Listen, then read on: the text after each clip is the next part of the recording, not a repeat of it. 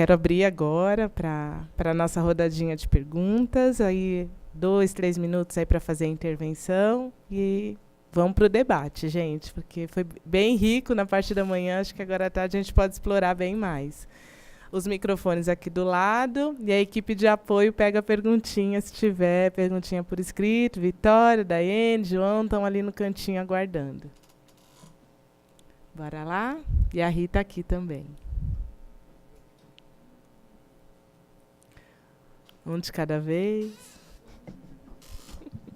Fazer a primeira pergunta. Sou João, da Defensoria.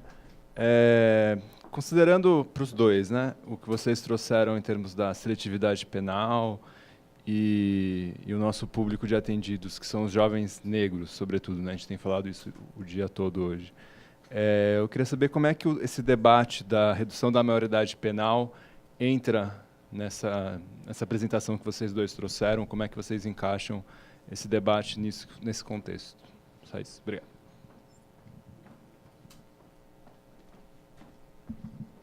Boa tarde, eu sou a Rose, eu sou ex-técnica de medida socioeducativa, sou advogada, estou há 3 meses dando uma pausa, um respiro para poder retomar essa vida socioeducativa que é muito complicada. Quase adoeci, mas agora eu estou de volta. Eu até escrevi minha pergunta, Rafael, é para você. Eu vou ler porque é uma pergunta bem extensa, tá? A Defensoria é uma instituição que compõe o Judiciário. É composta por uma maioria branca da elite. Quase toda a sua totalidade são de formados da USP, que é uma universidade classista e burguesa. Eu percebo que a atuação dos nossos defensores é quase submissa ao juiz e ao Ministério Público, principalmente na vara da infância e da juventude. Então, eu queria saber o que efetivamente a Defensoria tem feito para mudar esse cenário de genocídio e prisão em massa da população negra, pobre e periférica, porque eu percebo que uma atuação de luta muito mais potente por parte dos nossos técnicos, assistentes sociais e psicólogos do que efetivamente pelos defensores, que não podem ter uma hierarquia dentro do judiciário. Tá?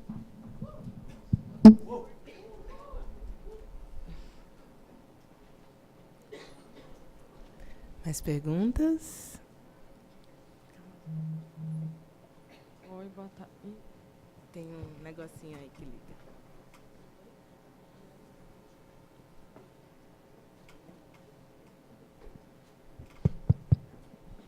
Boa tarde. Meu nome é Marcela. Eu sou... Tá? Fala aqui, Marcela. Tá? Tá? Fala um pouquinho mais alto. Eu sou técnica de medida do serviço de Jaçanã. E aí eu queria propor uma reflexão e pedir ajuda do Davidson, mais especificamente, pensando nessa coisa do risco e o risco como uma instituição da masculinidade também, né? A gente costuma pensar lá no serviço risco muito ligado ao momento da adolescência, né? Que é um momento que, enfim, os limites estão sendo testados e tal. E eu nunca tinha parado para pensar no risco como também parte da construção da masculinidade, especificamente da masculinidade negra. E aí eu acho que eu queria refletir um pouco sobre isso e a relação disso com o sentir medo, né? Porque os meninos têm uma dificuldade muito grande de identificar o próprio medo e de assumir que sentem medo. E, ao mesmo tempo que colocar medo nos outros, ou ser a figura que amedronta os outros, é também uma forma de afirmar a própria masculinidade entre os meninos, assim. Então, acho que, não sei, foi uma coisa que eu fiquei com vontade de saber mais.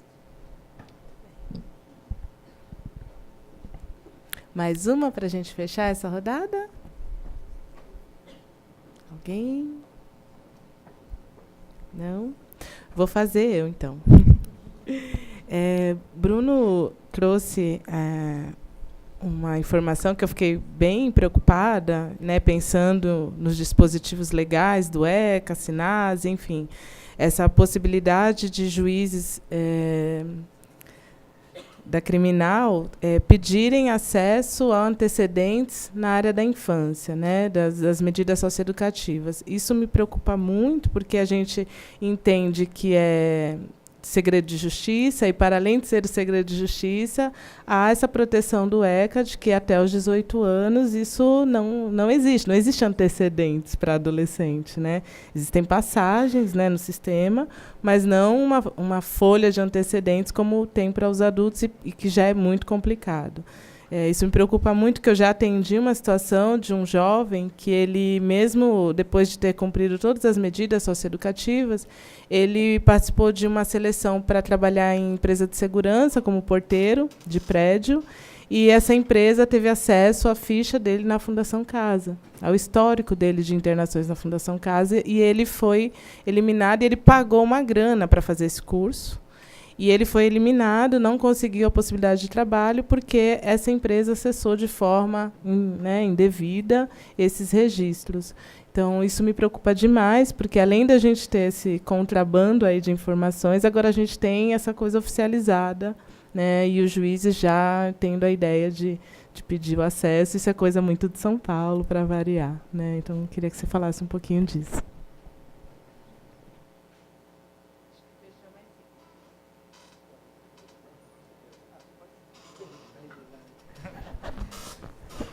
Bom, gente, pensando na primeira pergunta do João, cadê o João? Bom, eu acho que a proposta de redução da maioridade penal, ela vem nesse pacotão do encarceramento e de ampliação do encarceramento, né? Então, e aí se a gente pensar quem vai preso, então dá para pensar também a proposta de redução como estratégia de genocídio, né? Tranquilamente, porque ela tem um alvo e não é qualquer jovem que vai ser, embora a prerrogativa seja que a lei é para todos, né? Há uma distinção e há uma seletividade. Então, não há dúvidas, inclusive quando se pegam os casos para se tomar como exemplo de que a redução precisa ser precisa acontecer, geralmente são casos que muitas vezes remetem a uma animalização desse público novamente, né? Então, não dá para pensar essa proposta fora disso, né? Primeiro, mesmo que não houvesse racismo, a redução já é um problema por si só, mas ela agravaria ainda mais esse processo de seletividade penal que a gente encontra, né? Então, e ela tem muito a ver com aquilo que um autor camaronês, filósofo camaronês chamado Attila Mbembe chama de necropolítica, né? Que é o quanto que, do ponto de vista do Estado, se a gente pensar a ideia de Estado de bem-estar social, o quanto que, para quem está fora daquela linha de humanidade, o contato com o Estado, o contato educativo com o Estado é através da arma da polícia, é através dos muros que se colocam para proteger quem está do lado de dentro da ideia de humanidade, né? Então, a própria violência acaba sendo vista como um elemento educativo para essas populações que são vistas como naturalmente animais, ou como bicho, ou como... Quando a gente pega o lexo que se usa para falar da criminalidade, as pessoas que são enquadradas nesse lexo são vistas quase como bicho, como gente que não é mais gente, né? Então, a gente está diante, sim, se a gente pensar de uma das estratégias do genocídio ou daquilo que o Attila Mbembe chama de necropolítica, né? Então, não vejo outra forma de pensar essa proposta, que mesmo que não houvesse racismo, ela já seria problemática, porque ela vai, ao invés dela ir na contramão dos dados que o Bruno trouxe de encarceramento, que não contribui em nada para uma sociedade melhor, ela amplia algo que já é insustentável por si só, né? E sobre a questão do risco, é uma pergunta muito interessante, porque do risco como expressão da masculinidade, se a gente pensar em geral, né? Porque aí tem várias questões que se interseccionam. É lógico que não dá para descartar a dimensão etária dessa questão, mas é interessante pensar, assim, como que a gente tem um ideário de homem e quanto que o risco ele é sistematicamente alimentado como expressão de masculino. Não só para jovens, mas como ideário de masculinidade. Agora, quando a gente entra numa sociedade racista como a nossa, em que o corpo ficou para o escravo e a administração, o pensamento, a razão ficou para o branco ou para o senhor, então o corpo é a única coisa que sobrou enquanto dimensão de existência, de representação, de reconhecimento. Se eu estou numa sociedade que, do ponto de vista do machismo, já me diz que o risco ele é um símbolo de masculinidade, para jovens negros, mais do que para outros, às vezes o risco é a única coisa que restou para eu existir, ou para eu aparecer como sujeito, para eu aparecer como alguém, ou para eu ser respeitado, porque todas as outras dimensões não chegaram, não foram acessíveis. Eu poderia ser reconhecido como professor, eu poderia ser reconhecido como intelectual, como comerciante, mas essas possibilidades não estão dadas concretamente. A única coisa que restou foi o risco, né? Mesmo que seja com respeito entre os pares. Aliás, todos nós buscamos respeito entre os pares, né? A questão é quais são os pares que têm o poder de fazer as suas gírias e os seus hábitos se tornarem norma culta e quem não tem. Então a gente está falando de um público que a violência ou mesmo o risco foi a única coisa que restou. Agora, isso não significa que seja exclusividade de jovens negros. Os homens, no geral, são instados ao risco. Mas quando a gente pensa a dimensão racial, todas as outras coisas humanas que poderiam ser colocadas como alternativas, elas não estão presentes como possibilidade, e o risco, ou o corpo, ou a violência, ou a agressividade se coloca como a única forma. E, às vezes, quem não domina essa performance, às vezes vira inclusive alvo de outras pessoas que dominam, porque você está num espaço em que a violência, muitas vezes, ela é a única forma de ser visto, né? Então, eu acho que vale a pena pensar essa reflexão olhando sempre na relação entre classe, que já está colocado, mas também entre gênero e raça, e pensar o quanto que isso também coloca dinâmicas muito particulares para as vivências etárias. Bom, vou tentar aqui dialogar, acho que com as 3 perguntas que foram feitas mais diretamente, né, mais diretamente para o Davidson. Em relação à pergunta do João, né, que não é exatamente uma pergunta, mas para a gente comentar a redução da maioridade penal, eu reitero tudo que o Davidson falou. Realmente, a colocação desses quase 60 mil adolescentes, né, no sistema prisional, que seria a proposta original de redução da maioridade penal, e isso foi substituído por aquela proposta um pouco mais light, mas ainda assim catastrófica, de que o juiz poderia eleger em determinados crimes aqueles que haveria um incidente de desconsideração da maioridade penal, que não faz sequer sentido do ponto de vista processual, mas é uma manifestação evidente da necropolítica, ou de uma política que não tem qualquer orientação político-criminal minimamente coerente do ponto de vista de respeito a direitos humanos. Acho que eu não preciso aqui me aprofundar muito nisso, me parece bastante óbvio que essa estratégia de despejar esse contingente aí de adolescentes no sistema prisional, como eu vinha descrevendo até então, significaria, no final do dia, no final no final de tudo, um fortalecimento, inclusive, das próprias facções criminais que hoje são hegemônicas dentro do próprio sistema prisional, quer dizer, uma mão de obra barata, descartável e absolutamente suscetível às facções prisionais e, de certa forma, dentro dessa lógica que na economia do poder existe uma simbiose entre o sistema punitivo e as facções prisionais, o que a gente verifica é que o aumento da população prisional não necessariamente é visto como um problema pelos gestores das próprias unidades prisionais. Então, um aumento contingencial no número de presos faz com que, paradoxalmente, aquela unidade prisional se torne mais administrável na medida em que aquele contingente de corpos são simbolicamente destituídos de qualquer forma de proteção. Quer dizer, é muito mais fácil você administrar um armazém de pessoas despersonalizadas do que efetivamente uma unidade prisional.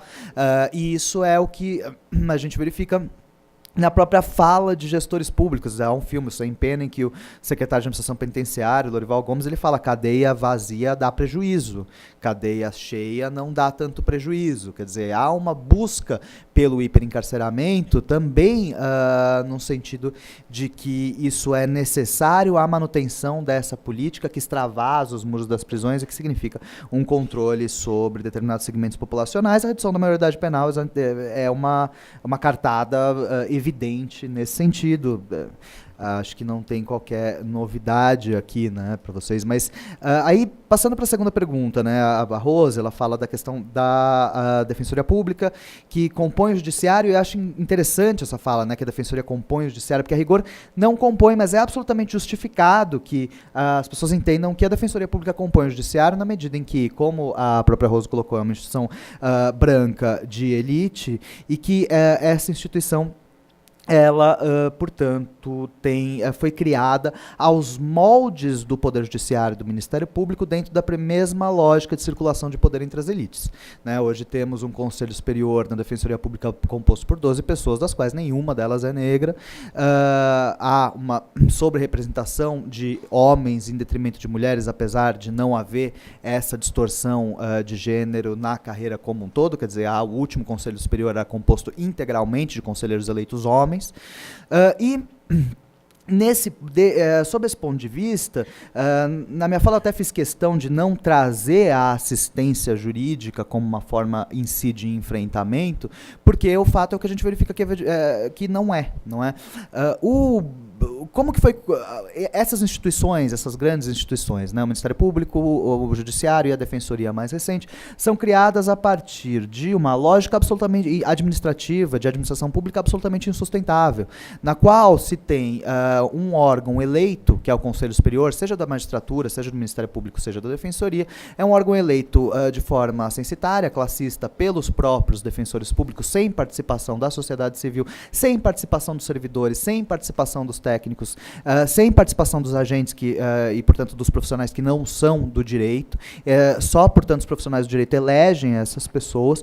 Já há uma distorção em relação o corte social dessas pessoas, que serão o poder final, a fala final deliberativa do investimento, no fim das contas, dos recursos públicos que são destinados à Defensoria Pública. E há algo que se chama, como uma garantia dessas instituições, de autonomia financeira, autonomia orçamentária. O que isso significa? A própria Defensoria, assim como o Ministério Público e o Tribunal de Justiça, podem mandar à Assembleia Legislativa, ou, em caso da Justiça Federal, ao Congresso Nacional, os projetos de lei do próprio orçamento, incluindo a fixação dos próprios salários. De modo que todo o debate, e também, e aí além dos salários, o que é mais preocupante, não é nem tanto o salário que é publicizado, mas as verbas indenizatórias, as diárias, as gratificações. Então, isso é a receita do desastre, a receita do fracasso. Né? Quando você cria um grupo de 12 pessoas eleitas por uma classe branca, rica, e que serve esse órgão, é o órgão deliberativo máximo, de gestão de recursos públicos, podendo inclusive satisfazer, podendo inclusive dar resposta às demandas corporativas internas, evidentemente que se cria já uma estrutura dessas carreiras jurídicas como sendo algo feito para manter a mesma forma de circulação de poder entre as mesmas elites. Então, não estou falando aqui como defensoria pública, evidentemente vocês devem ter percebido isso, mas é uma análise que é inevitável se fazer em relação aos limites das instituições públicas para que se chegue a alguma forma de transformação social. Acho que em relação às estratégias específicas da infância, nesse sentido, talvez vocês possam até responder melhor do que eu, porque eu sempre fui defensor criminal, né, eu não atuo na área da infância. Posso trazer alguns exemplos de possibilidades de resistência dentro da defensoria em relação ao sistema prisional, não é? Seja com litigância estratégica, com auxílio de determinados setores da mídia, com auxílio e com articulação com movimentos sociais e com a academia. Quer dizer, já conseguimos alguns avanços, por exemplo, a proibição da revista vexatória em unidades prisionais aqui no estado de São Paulo por meio de lei, foi algo que veio de uma articulação da defensoria com os movimentos sociais, pressionando de forma política a Assembleia Legislativa para que aprovasse a lei que proibia essa prática, que é uma prática de violência sexual contra mulheres negras, sobretudo, que são as mães e mulheres dos presos e que são a grande maioria das pessoas que vão visitar. Até falei, né, das ações civis públicas, chegar até os tribunais superiores, muito mais para gerar fatos políticos e trazer essa crítica social de forma mais ampla do que acontece, de como funcionam os órgãos, os mecanismos jurídicos. Agora, não há como se esperar que essa instituição pública branca e rica vá ser, e com traços de machismo muito evidentes, vá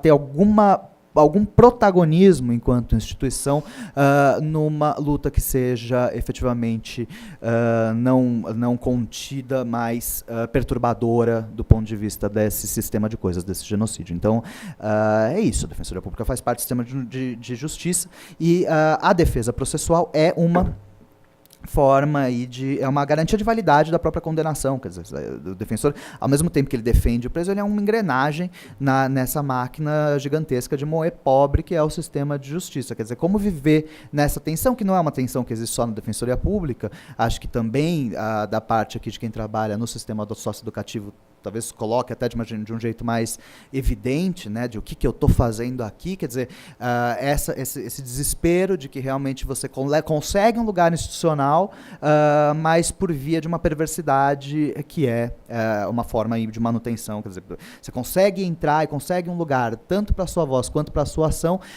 em um dispositivo de extermínio, né, que seja as medidas socioeducativas, as fundações casa, o sistema de justiça. Então, enfim, acho que... E aí, a Rosa também fala da submissão aos juízes, né, isso é um problema dentro da própria Defensoria Pública, mas mais, acho que até na Justiça da Infância, porque como pelo menos na área criminal já se está acostumado a ter um defensor público, antes um procurador de assistência judiciária lá, quer dizer, já há alguma tolerância, entre aspas, à existência de defesa. Né? O juiz criminal, por pior que ele seja, ele sabe que ele tem que abrir a palavra para a defesa. Como o EC ele não traz detalhadamente o processo de apuração de ato infracional, basicamente viram cada um faz o que quer e os defensores e as defensoras eles acabam engolidos ou muitas vezes compactuando, isso depende, mas quero crer que na maioria dos casos engolidos, não, por esse sistema. Então, o que existe aí é efetivamente essa submissão, quer dizer, isso nos acordos que existem no Brás, e como há uma quase extorsão do adolescente para que ele confesse e para que então evite a internação, quer dizer, um sistema de justiça absolutamente de mentira e com a defesa, inclusive de juízes e por parte de defensores públicos, há uma crítica um pouco maior, e no Ministério Público também um setor crítico a esses acordos, essa forma de produção em massa de encarcerados adolescentes, mas o sistema de justiça, inclusive, enfim, juízes com histórico aí de suposta defesa dos direitos humanos, defendendo firmemente que a justiça deve ser essa justiça McDonald's que manda adolescentes para a Fundação Casa com base única exclusivamente em uma confissão.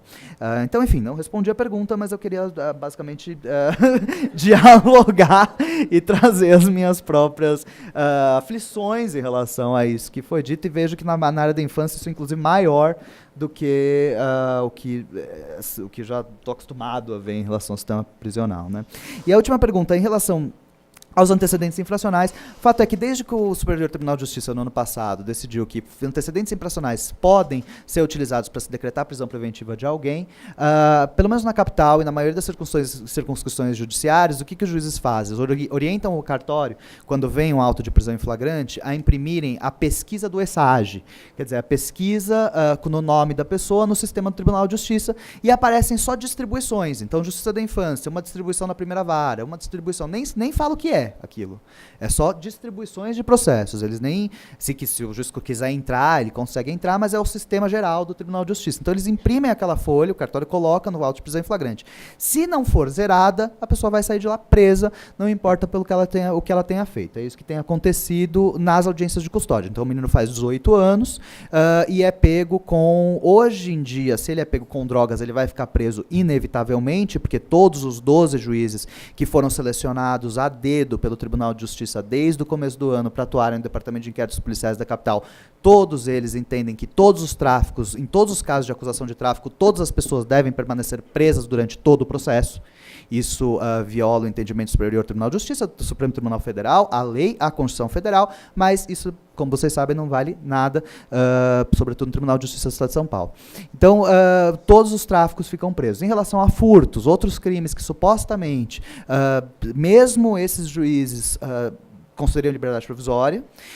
Nesses casos, se houver anotações infracionais, isso é usado, inclusive foi feito recentemente um encontro informal de juízes, o FONA, sei lá, um encontro de juízes criminais que se propôs a unificar algumas teses, e uma das súmulas extraídas desse encontro de juízes criminais nacionais, que é usada pelos juízes, é que antecedentes infracionais podem levar ao encarceramento preventivo de alguém, tendo-se em vista que o histórico de vida dessa pessoa apontaria para um perigo à sociedade. Ou seja, é absolutamente inconstitucional, mas funciona como uma luva do ponto de vista da economia do poder, na medida em que esta carreira criminal que vem sendo construída pelas instâncias de poder já desde do início da adolescência é o que vai garantir que essa pessoa não desvie da rota que foi traçada para ela enquanto um corpo negro periférico pelas instâncias de poder. Então, enfim, é isso, esse é o estado da arte que temos hoje, é um reconhecimento quase pacificado, ainda que não se possa aumentar a pena de alguém por antecedentes infracionais, a pessoa vai responder o processo presa.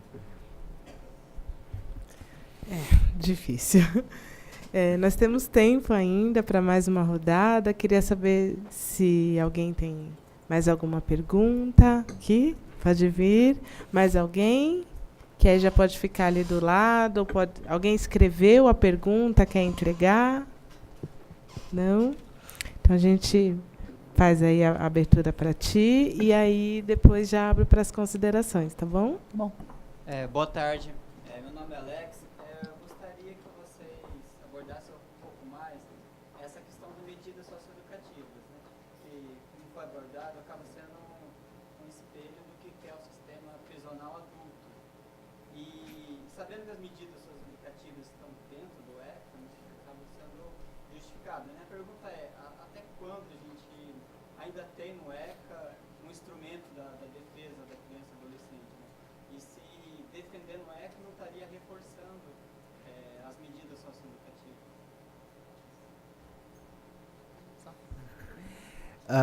Bom, acho que não vou ter uma resposta universal para isso, não vou falar uma opinião minha. E me parece que realmente há aí uma... isso é uma opinião, evidentemente, mas que há um equívoco em se falar em defesa do ECA. Né? Se falar em defesa dos direitos das crianças e dos adolescentes, defesa do fim do extermínio, é diferente de falar em defesa de um diploma legal, em defesa do ordenamento jurídico. Porque o ECA é isso. Quer dizer, o ECA traz a internação-sanção. O ECA, apesar de pretender romper com a doutrina minorista, que via desde o Código de Menores, etc., o que a gente verifica é que não foi isso que aconteceu. Né? Que a forma como o ECA disciplina a internação, inclusive a forma displicente com que o ECA disciplinou o devido processo legal de apuração de ato infracional, quer dizer, você vai no Código de Processo Penal, você consegue cavar a nulidade de qualquer coisa que o juiz faça errado, ainda que os tribunais vão relativizar isso. O ECA não fala absolutamente nada, o juiz pode fazer o que ele quiser, cada juiz tem o seu Código de Processo infracional próprio e faz absolutamente o que lhe aprouver diante de algumas balizas mínimas que não dizem muita coisa. Então, o ECA ele tem essa deficiência, ele tem uma deficiência, uma lacuna evidente, que é o fato de que se entendeu, a partir de uma lógica absolutamente idealista e irreal, que seria possível a aplicação de uma medida detentiva a alguém sem a conotação de uma punição, de uma estigmatização, de uma criminalização dessa pessoa. Isso não se sustenta do ponto de vista científico, nem do ponto de vista sociológico, nem do ponto de vista antropológico. Então, quando a gente fala em defender o ECA, eu acho que não é... Talvez a gente tenha que orientar esse discurso para o que efetivamente a gente está defendendo. A gente está defendendo uma caixa pronta, um bloco pronto. Né? Digo isso muito por conta da LEP. Né? É engraçado a gente ver isso, porque eu não tenho essa afinidade com a infância, né, com a justiça da infância. E muitas dessas discussões... a lei de execução penal. Muitas dessas discussões, elas foram enfrentadas, ou vêm sendo enfrentadas, em relação aos maiores, aos adultos, né? Então, a questão da defesa da LEP faz esse sentido, porque era muito comum, né, se falasse da defesa da lei de execução penal, porque a lei de execução... Agora, se você para para estudar efetivamente a lei da execução penal, a gente tem coisas absurdas lá. Quer dizer, você tem o IRDD, você tem formas de... você pode punir alguém com isolamento celular, perdendo todos os direitos na execução que a pessoa teria por conta de um desrespeito a funcionário.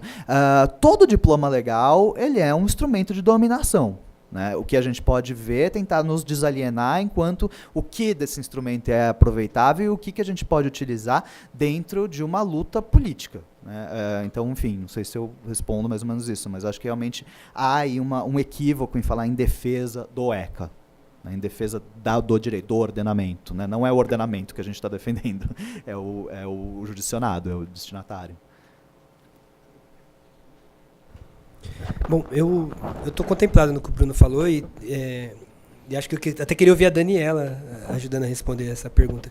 Mas eu vejo que tem uma questão que não é só do ECA, né? Se a gente pensar no SUS também, a gente tem determinados consensos que são criados num contexto histórico de avanço, de lutas, de absorção de reivindicações, e depois você tem uma realidade que impede que esses consensos sejam implementados na prática, né? Só que hoje a gente está num terceiro momento que nem isso que foi implementado quer dizer, até isso que não foi implementado está sob ataque, né? Então, se a gente pensar o debate da redução, se a gente pensar a ansiedade por mais encarceramento, toda essa ideia da violação de direitos, ela vai na contramão, inclusive, dessa construção que em si já era incompleta e sujeita de críticas, né? Então, a gente podia estar fazendo críticas ao ECA, só que a gente está num contexto tão desfavorável que a gente precisa recorrer a isso para se agarrar a algumas coisas que, se a gente não se agarrar, elas vão se diluir, né? Então, é uma questão do nosso tempo, que não é só para o ECA, eu acho que é para essa ideia de democracia, né? Se a gente for radical, o que é democracia? É um sistema de dominação burguês. O melhor deles, mas é burguês, e que beneficia um grupo. A gente poderia estar discutindo o que poderia vir além, né? Mas a situação é tão desfavorável que a gente se pega defendendo a democracia. Agora, eu acho que a questão é a gente ser ousado nos objetivos sem tirar o pé do chão, né? Eu acho que esse é o desafio, e isso permite, inclusive, reconhecer, olhar para aquilo que a gente está defendendo e reconhecer os limites. E aí, não tenho muito a acrescentar o que o Bruno colocou, porque, de fato, esse instrumento ele é fruto de um tempo, e numa sociedade ideal a gente estaria pensando o próximo passo. É que a gente está numa situação muito desfavorável. Então, que a gente defenda, mas não perca de vista que há críticas a ser feitas também, e que há limites que, às vezes, reproduzem coisas que a gente está criticando, né? Então, acho que essa é uma questão importante. Mas eu queria ouvir a Daniela também comentando essa questão.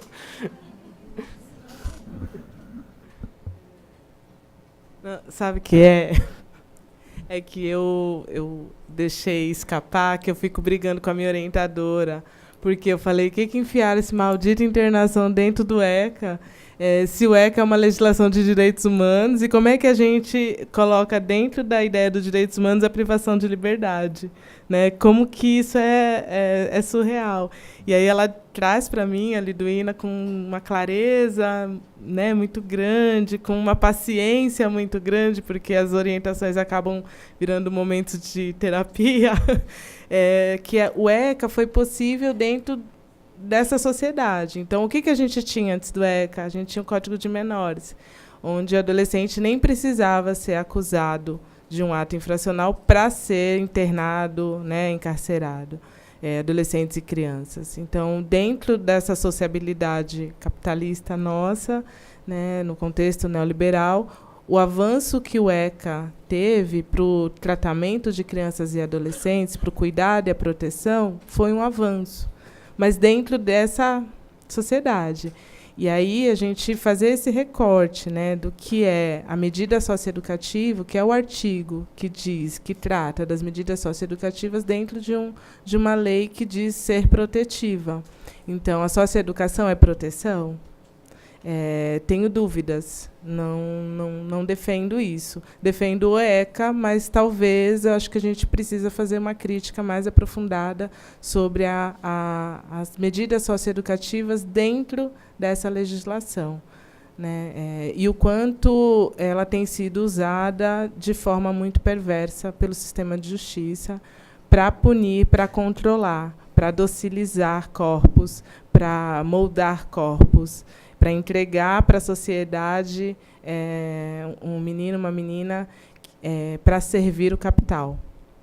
Então, você precisa formar trabalhadores obedientes para servir o capital. E se você não obedecer, se você contrapor, a gente cuida de você, a gente te controla, né? E te molda ou te mata. Né? Acho que é um pouco isso. Foi uma angústia que eu levei lá para a faculdade. E aí o Davidson partilhou disso. Quero agradecer demais, demais, demais. Nossa, eu acho que a gente não pensou, né, João?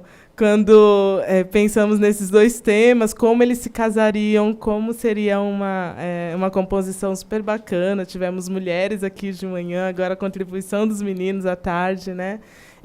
E aí trazer essa discussão, majoritariamente são meninos nas medidas socioeducativas, e aí o Davidson falou, mas o que eu vou fazer lá para falar, né, no sistema de justiça? Eu falei, você vai ver o quanto isso faz parte do nosso cotidiano.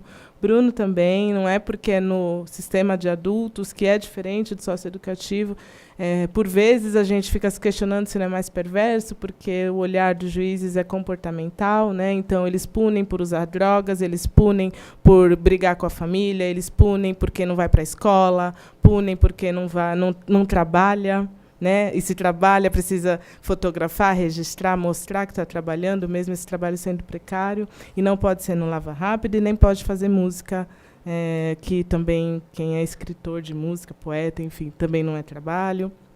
E a gente o tempo todo, né, lá no CAN, junto com os trabalhadores dos CAPs, dos serviços de medida, da fundação, algumas escolas parceiras, a gente fica o tempo todo tentando reverter isso, tentando ir contra esse sistema e o como ele é perverso.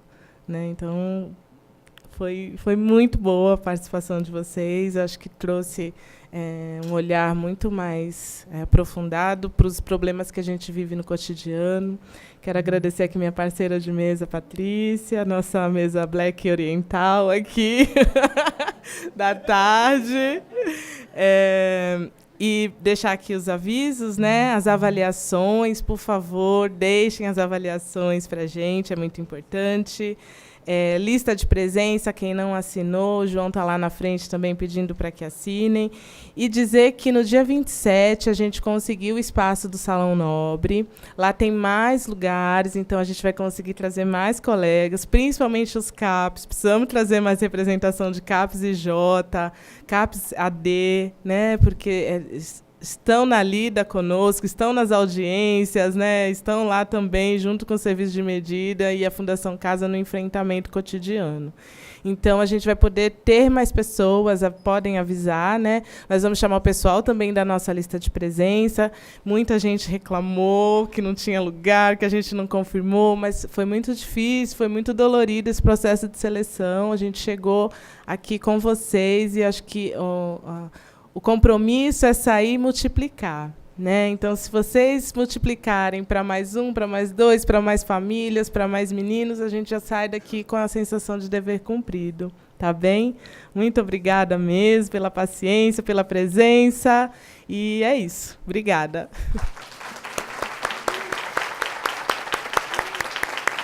A tietagem está liberada para os palestrantes, hein?